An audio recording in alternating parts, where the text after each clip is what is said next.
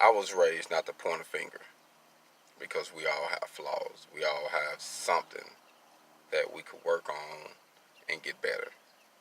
So I could point my finger at you and say, "Oh man, you do blase blase," and you could turn around and point your finger at me and say, "Hey, but you do blase blase."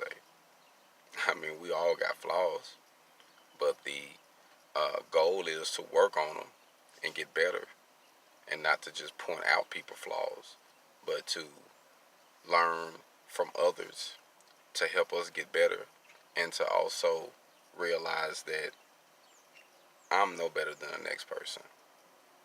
But what gives me motivation is that if I'm trying to accomplish something, 9 times out of 10, someone else have already did this. So that gives me faith knowing that I can overcome this. I can do this also. I might have to go through a different route to get there. It might take me a little longer, but I can still get there because someone else have already achieved it. And I think that's a hidden jewel that a lot of people sleep on. You know, stop getting so frustrated trying to do everything on your own. Find someone who actually did it. Learn from their blueprints.